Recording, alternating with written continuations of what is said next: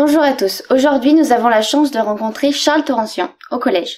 Nous allons en profiter pour lui poser quelques questions. Bonjour. Bonjour. Une première question, quel est exactement votre métier et quels ont été vos métiers précédents? Alors, mon métier aujourd'hui, je suis inspecteur général au ministère de l'Éducation nationale. Je suis aussi chercheur en mathématiques associé à l'Université de Paris 7. J'ai été mathématicien, je suis encore mathématicien. Donc j'ai été pendant 17 ans chercheur au CNRS où j'ai découvert des théorèmes et voilà. D'accord. Deuxième question, pourquoi avez-vous choisi cette voie? Pourquoi j'ai choisi la voie des mathématiques? Oui. Mais parce que j'ai toujours aimé les mathématiques, depuis que je suis tout petit, et puis j'aime bien enseigner, j'aime bien chercher, voilà, découvrir, et puis travailler un peu partout dans le monde, puisque les mathématiques, c'est exactement la matière de la mondialisation. D'accord. Auriez-vous voulu faire un autre métier? Alors, quand on aime les maths, en général, c'est qu'on est courageux et qu'on est curieux. Donc, effectivement, j'ai toujours aimé plein de choses, la biologie, les sciences, la physique. Quand j'étais plus jeune, je voulais être chercheur en physique, chercheur en biologie, et puis ensuite, j'ai voulu faire voilà, des mathématiques, et puis aujourd'hui, je travaille à faire aimer les mathématiques. D'accord. Des personnes vous ont-elles encouragé ou influencé dans votre voie? Alors, bien sûr, en général, quand on est mathématicien professionnel, c'est qu'on a rencontré des très bons professeurs de mathématiques qui vous ont, quand vous étiez jeune, dit ah bah tiens, il y a des noms bizarres, il y a des choses bizarres en mathématiques. Donc ça donne un petit peu, ça vous donne envie d'en savoir un peu plus. Donc moi j'ai plein de professeurs en primaire, au collège et puis au lycée et puis même après à l'université, j'ai eu d'excellents professeurs que je peux remercier. Il faut toujours remercier ses maîtres. Et donc ça, c'est grâce à eux que on est encouragé à poursuivre des études, parce que des fois on est un peu découragé, c'est long, et puis vous savez en mathématiques, des fois on reste des heures et des heures à écrire tout seul sur une table, puis on trouve pas, on va voir d'autres collègues, donc on est devant des problèmes insolubles, et puis des fois au bout de quelques mois on a l'étincelle, puis là ça va très très vite. Donc oui, j'ai été très encouragé par mes professeurs et puis aussi par mes parents. D'accord. Quels conseils pouvez-vous donner aux personnes qui veulent suivre votre voie? Alors, je dirais la première chose, c'est qu'il faut vivre ses passions. Il faut pas trop écouter les conseils des autres, il faut surtout s'écouter soi-même, et puis il faut toujours avancer sur ce que on est solide. Par exemple, si vous aimez bien la physique, il faut faire de la physique. Si vous aimez bien la biologie, il faut faire de la biologie.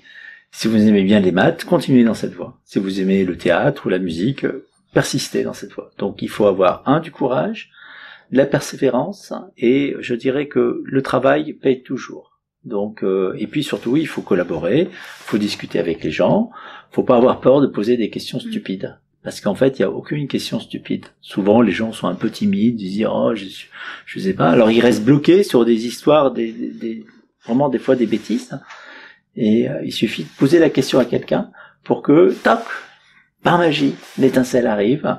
Et puis d'une certaine manière, je dis souvent, poser la question, c'est déjà résoudre le problème.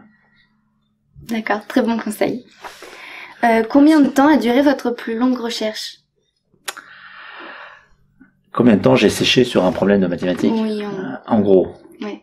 Alors, il y a un problème sur lequel je réfléchis encore aujourd'hui. Ouais, ça fait 30 ans que je réfléchis sur un problème de maths que j'ai toujours pas résolu. Alors, il est vrai que j'ai plus beaucoup le temps pour réfléchir sur ce problème. Mais je me souviens avoir réfléchi pendant à peu près 6 mois sur un problème de maths, et d'un coup la solution m'est apparue. Donc ça c'est des choses qui arrivent souvent.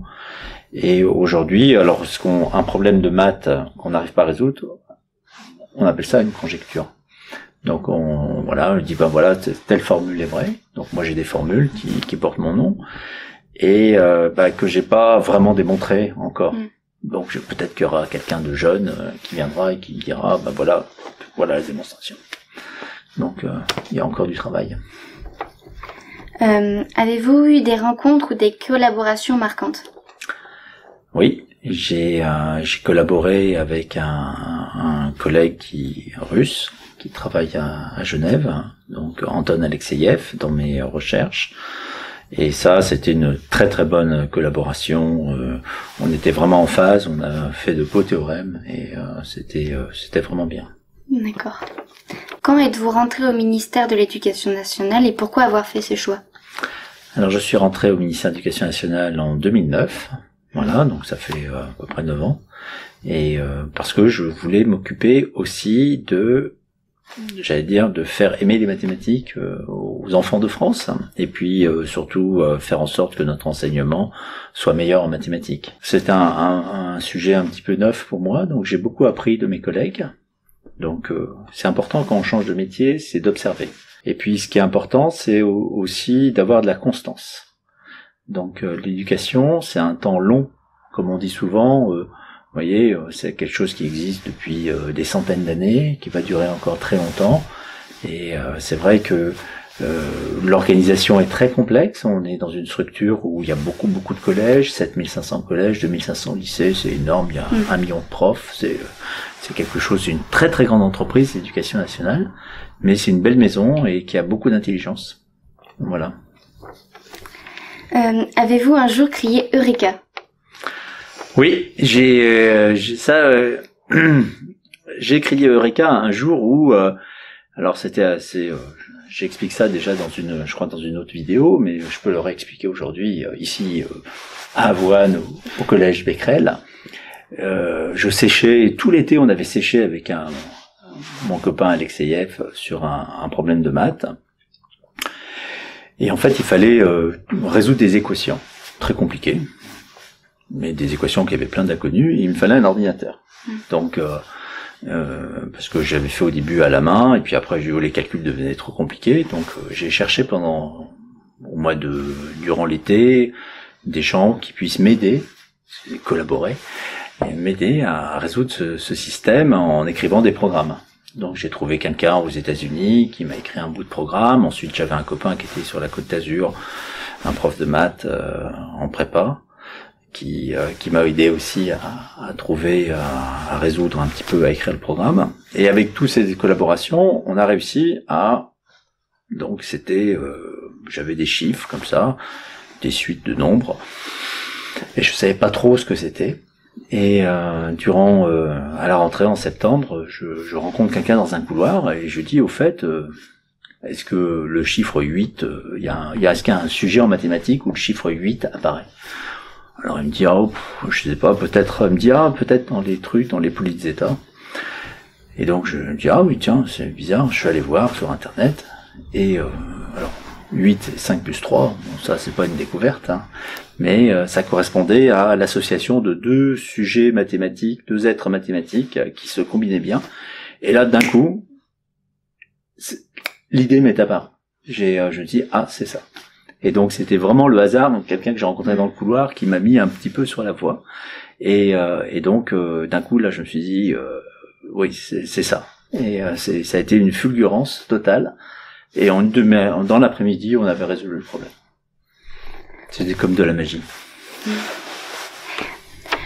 Pouvez-vous nous raconter quelques anecdotes amusantes? En mathématiques ou sur les élèves Non, en mathématiques. Quelque chose que vous avez vécu personnellement? Un jour, j'étais en troisième. Je me racontais ça. Quand j'étais en troisième, j'avais un professeur de mathématiques qui nous faisait les systèmes avec les équations à une inconnue. Puis après, on a fait avec deux inconnus. Et puis le prof était un petit peu absent, et puis disons que besoin de s'absenter pour aller à l'administration, voir son principal du collège. Et elle m'a dit, j'étais un bon élève en troisième, elle m'a dit, Charles, si tu veux, tu peux faire la classe. Le temps que je sois pas là, donc au lieu d'aller en perm, j'ai pris la craie, je suis allé au tableau, et j'ai dit à mes camarades, on a fait avec deux inconnus, mais je crois qu'on peut faire avec n'importe quel nombre d'inconnus. Et donc j'ai commencé à expliquer la méthode avec un nombre indéterminé d'inconnus. Et c'était la méthode de Gauss que j'avais retrouvée en fait. Et quand le prof est arrivé, il a dit, mais qu'est-ce que c'est que ça? C'est pas au programme. J'ai dit, mais c'est pas grave. Donc j'avais fait le cours à la place du prof sur un sujet qui n'était pas au programme de troisième. Je sais pas si les camarades avaient compris, hein, à vrai dire. Enfin, en tout cas, moi, j'avais bien compris de quoi il s'agissait. D'accord. Qu'aimez-vous le plus dans votre métier? Alors, ce que j'aime bien dans mon métier, c'est que aujourd'hui, c'est qu'on est à la fois sur le terrain, comme aujourd'hui, dans ce beau collège, on rencontre plein de choses intéressantes.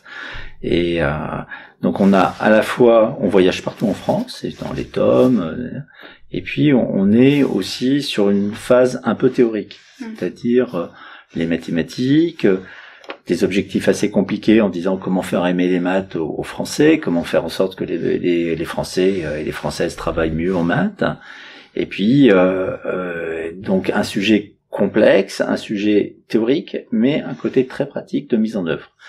Donc c'est à la fois la théorie, mais aussi la pratique.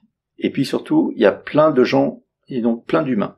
Donc ça, c'est encore une composante un peu complexe, parce que d'habitude, quand on discute avec les humains, c'est que quand vous mettez 3 personnes dans une salle, il y en a une qui est pas d'accord avec les 2 autres. Donc voilà, c'est ça aussi le challenge, c'est de faire en sorte que les gens arrivent à se faire confiance, comme dit notre ministre, à se faire confiance mutuellement pour avancer, même si on n'est pas obligé de penser pareil, on n'est pas obligé on n'est pas des clones, hein, toutes les individualités sont différentes, mais ce qui est bien c'est que d'arriver à convaincre les gens d'avancer dans le même sens, hein, et se dire, bah finalement, ok, je fais un pas, toi tu fais un pas, et puis on est là pour servir, pour être utile, et à nous 2, on va avancer, ou à nous 3 maintenant, ou à 4, à 5, tout à l'heure j'ai donné une ligne, eh bien c'est ça qui est intéressant.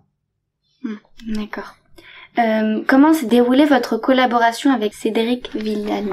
Avec Cédric Villani, alors Cédric c'est donc un très grand mathématicien. Aujourd'hui, il est député du parti La République en Marche, du président Macron. Donc, il travaille, c'est un personnage important en France. Hein. Il a eu la médaille Fields, l'équivalent du prix Nobel. Donc, c'est quand même, il est académicien aussi. Et c'est quelqu'un avec qui j'ai travaillé sur 4 sujets déjà. Donc on se connaît depuis assez longtemps et on a travaillé. Le ministre nous a dit au mois d'octobre, expliquez-moi la situation des mathématiques en France et qu'est-ce qu'on peut faire aujourd'hui pour que ça aille mieux. Et donc avec Cédric, on s'échange des emails, on se parle par Skype, on se voit en réunion et puis chacun apporte ses idées. On avait toute une équipe. Hein. Et on a avancé comme ça, il voyage beaucoup. Alors une fois, je crois qu'il était en Chine avec le président Macron justement. Il était en voyage en Chine. On a fait un Skype, pour un petit peu discuter, faire les bilans. Et c'est quelqu'un de très rapide. Et puis moi aussi, je suis assez rapide, donc la collaboration s'est bien passée. Vous êtes bien entendu? Oui, on s'entend bien. Oui, on se connaît bien aussi. On a nos différences. Mais c'est comme toujours, dans l'humain, il faut accepter les différences de l'un et de l'autre, et puis à 2, on est plus intelligent que tout seul. Si vous me permettez, quelques questions un peu plus personnelles. Allons-y. Avez-vous des enfants? Alors, j'ai 3 enfants. D'accord. Garçons, filles? J'ai 2 filles et un garçon, et une fille qui est en 4e. D'accord. Et vont-ils suivre vos traces? Je crains que non. C'est dommage. Je sais pas si ils aiment les mathématiques, hein, ça c'est sûr. Non, ils ont pas envie d'être mathématiciens ni d'être enseignants. Mais je pense qu'à leur manière, ils ont. J'ai une fille qui est en médecine, un fils qui est musicien, qui va devenir musicien professionnel, qui est déjà plus connu que son père. Et mais ma dernière, je sais pas. Enfin bon, elle veut faire avocate, je crois. Donc. Des grandes études. Sans doute. D'accord. Merci d'être venu spécialement dans le collège pour avoir répondu à nos questions. Eh bien, merci de l'accueil et puis du travail qu'on fait ici.